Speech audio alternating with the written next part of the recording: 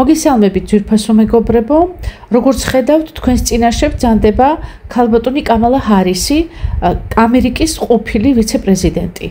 ახლა მე გავაჟღერებ მის სიტყვებს.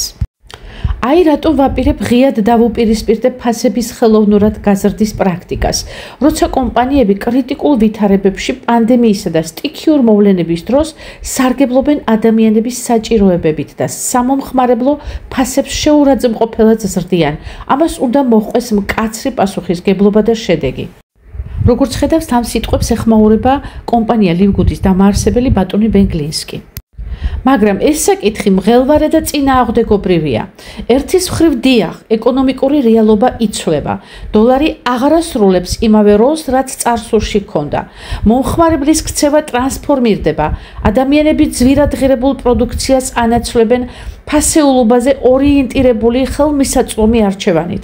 კომპანიებს კი მხოლოდ ორი გზა რჩებათ: ან აუწყონ ფეხი ამ ცვლილებებს, ან დარჩნენ წარსულში. მეორეს მხრივ, რასაც პოლიტიკოსი ფასების ხელოვნურ ზრდას უწოდებს, რეალურად ბაზრის ეკონომიკის ფუნდამენტური პრინციპებია, მოთხოვნისა და მიწოდების წესი. ეს ეკონომიკის 101 წესია.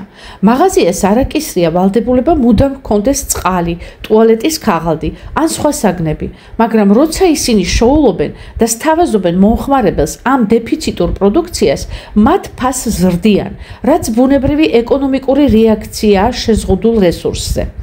აი წარმოიდგინე, პანდემიის დასაწყისში, როცა ადამიანები ტუალეტის ქაღალდს ასეულობით ყიდულობდნენ და სხვები ცარიელ თაროების წინ აღმოჩნდნენ. თუ ფასი 50 ცენტია, ვიღაც იყიდის 200 ცალს, მაგრამ თუ ფასი $8-ია, თითო რულონზე ხალხი იყიდის მხოლოდ საჭირო რაოდენობას, ასე უფრო მეტს ეყოფა. ასე რომ ზოგჯერ ფასების ზრდა არ არის უსამართლობა, არამედ ეკონომიკის ბალანსის შენარჩუნების მექანიზმია. მაგრამ მთავარი მწუხარება სხვაგან იმალება.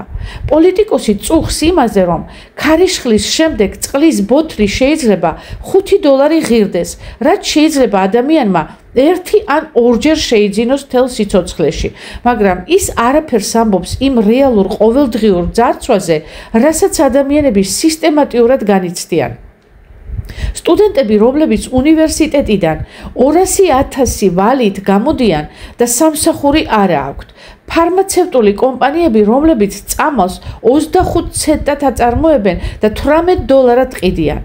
მედიკამენტები, რომლებიც ადამიანებისთვის სიცოცხლის საკითხია, იყიდება ასობით $, რაც ფაქტობრივად მონოპოლიზირებულია. თუნდაც ოზემპაიკ, რომლის ერთთვიანი დოზა $5-ზე ნაკლები ჯდება წარმოებაში.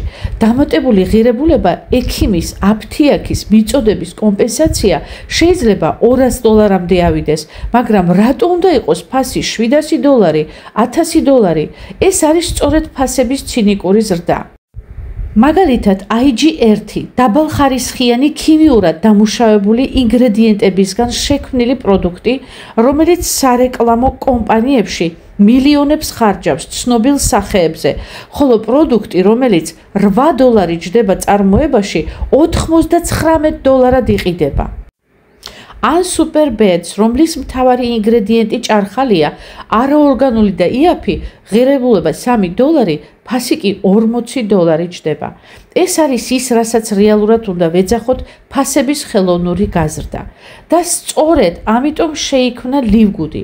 როდესაც სოფლიო არასდროს ყოფილა ასეთი არაჯანსაღი, როდესაც მოსახლეობის 75% ჭარბწონიანი ან მსუქანია, როდესაც საკვები არ გვაძლევს ყველაფერს, რაც ორგანიზმს სჭირდება და ადამიანებს სჭირდებათ დანამატები, მაგრამ არ შეუძლიათ გადაიხადონ ზედმეტად გაბერილი ფასები. ლივგუდი გთავაზობთ უმაღლესი ხარისხის, სუფთა ორგანულ სერტიფიცირებულ პროდუქტებს. მხოლოდ რამდენიმე $-ით მაღალ ფასად, ვიდრე თვითღირებულებაა.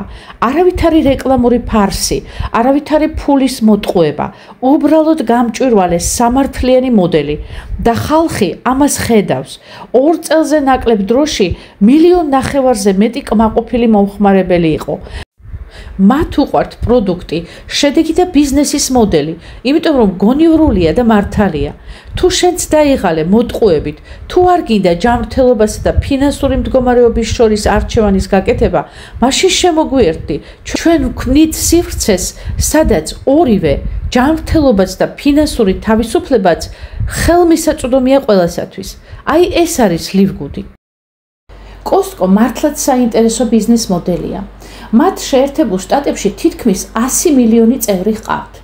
ეს ნიშნავს, რომ ამერიკის მოსახლეობის თითქმის მესამედი გაწევრიანებულია ამ კლუბში. ეს ერთ-ერთი ყველაზე წარმატებული სააბონენტო მოდელია მსოფლიოში.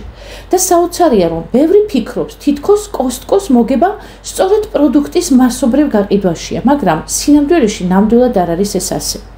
მათი მთავარი სტრატეგია მდგომარეობს იმაში, რომ დიდ რაოდენობებზე ყიდულობენ პროდუქტებს, ამით იღებენ მოცულობით ფასდაკლებებს და შემდეგ წევრებს აძლევენ წვდომას ამ შეზღუდულ რესურსებზე დაბალ ფასად.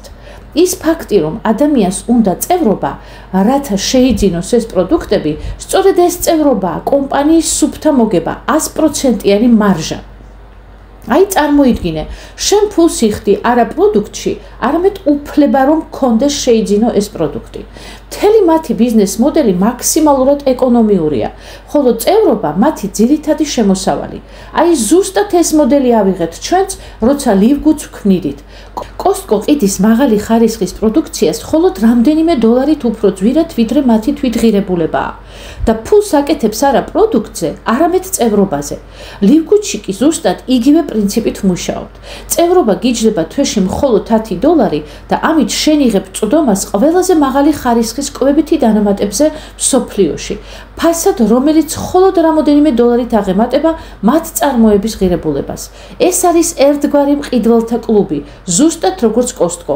ჩვენ გვსურდა დავხმარებოდით ადამიანებს გამაჯანსაღებელი გზის გამარტივებაში, ისე რომ ეს გზა ხელმისაწვდომიც ყოფილიყო ყველასათვის. და სწორედ ამიტომ ვართ დღეს ყველაზე სწრაფად მზარდი ბრენდი მთელ მსოფლიოში.